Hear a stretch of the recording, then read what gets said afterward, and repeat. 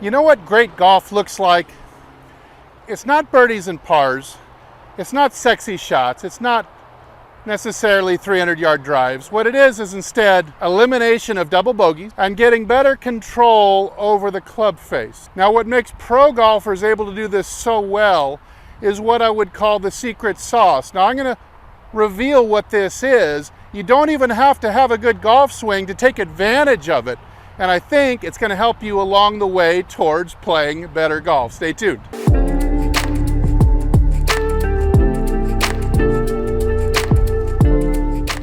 Hey, this is Steve with HitItLonger.com. I'm on my journey to hit the ball longer and straighter than I ever have before. I hope that I'll be able to show you too. All right, so the secret sauce that holds together the great swings you see on TV and will hold together your iffy, mediocre, suspect, greatly improving swing is tempo. I've got a 7-iron here. A 7-iron, it just happens to be very close to a meter in length. The formula for a pendulum is 1 second per swing, per side, or a 2-second cycle, something like this. Watch, I'm going to drop this from 30 degrees, and a 1 and a 2. Now I'm going to drop it from 90 degrees, and a 1 and a 2. The formula is such that you take a stick a meter in length, a pendulum a meter in length, and no matter where you drop it from, whether it's 5 degrees and a 1 and a 2, it kind of swings 2 seconds no matter what. This is what we might call the tempo of gravity, or the tempo of outward seeking force, and it would be a very lovely tempo to put your golf swing on. So we're talking about getting your swing on a very even rhythm, and what this will do for you, it will make your really bad swings not sting so much. It's going to give you a little bit more control of the club face. Your shots, your really bad swings, your really bad shots won't end up quite as crooked offline, quite as hit poorly. Now we're further going to break up the swing into what we would call a waltz count, because the best swings in history, no matter what age or era that you're looking at them from, the best swings are precisely on a 3-to-1 ratio. With the tempo may vary, but the ratio is 3-to-1. So let me explain here. We're going to get a waltz count. So instead of going and a 1 and a 2, we would go and 1, 2, 3, 1, 2, 3. And we're going to swing in that rhythm. You notice the 3-to-1 beat that is contained in all the great golf swings is in this tempo.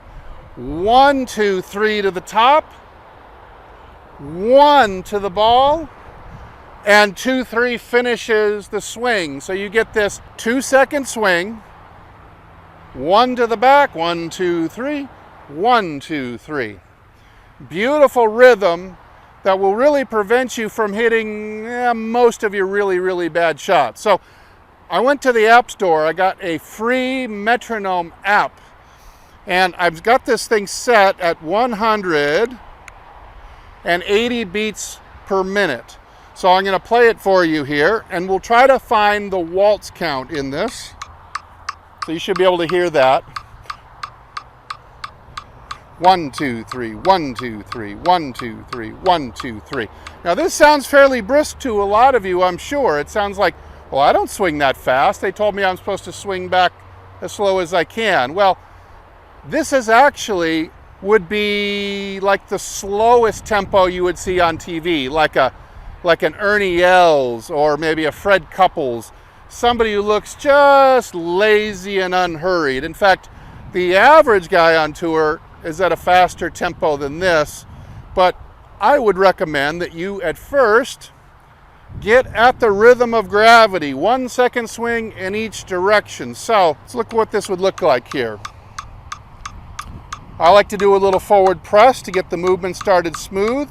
It's like a conductor of an orchestra. He's putting his hands up, and so it would be ready, and 1, 2, 3, 1, 2, 3, 1, 2, 3, 1, 2, 1, 2, 3, 1, 2, 3.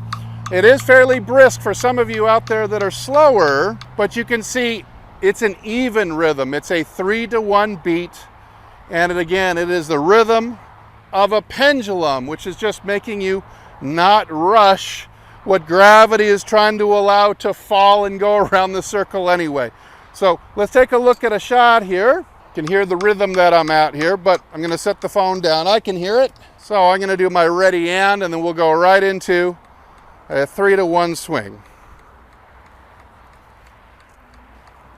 Ready, and 1, 2, 3, 1, 2, 3. And one more.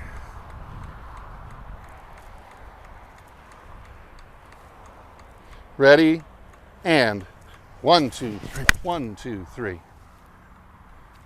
There's a good one.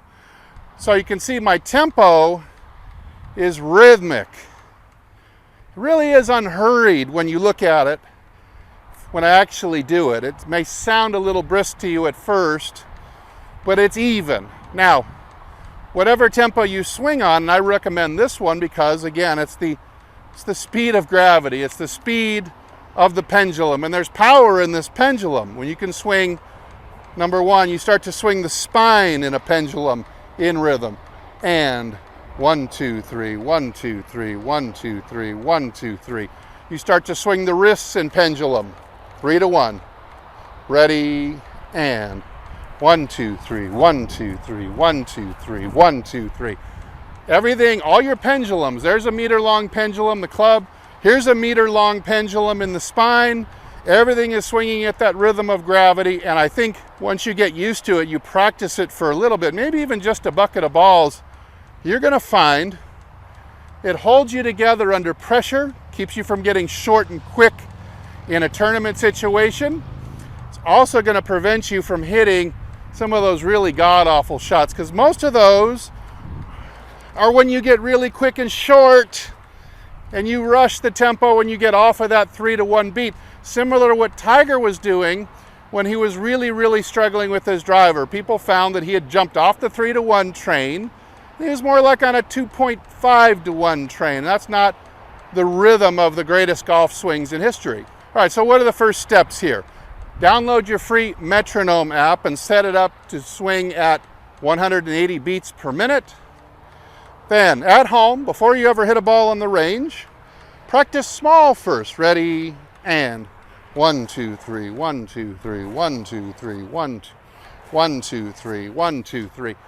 Just do some quarter or third swings, and you start to take it up. 1, 2, 3, 1, 2, 3. Start to make them bigger. You could even look at yourself in a mirror face on. Then you would take it to the range, have your app running. You can even plug in a Bluetooth and have the app running in your ears, and you can just follow that tempo for a bucket of balls. And I'll bet you that while you might not hit more great shots than normal, I'll bet you that you hit less awful shots than normal. And really, what we say, turning down the suck is what makes good golf. All right, I'm going to get back to it because I need way more practice to progress on my journey. I'll bet you do too. Thanks so much for supporting me in what I do. I'm Steve, and as usual, I'll either see you in the next video or I'll see you longer and straighter down the fairway. Everybody take good care.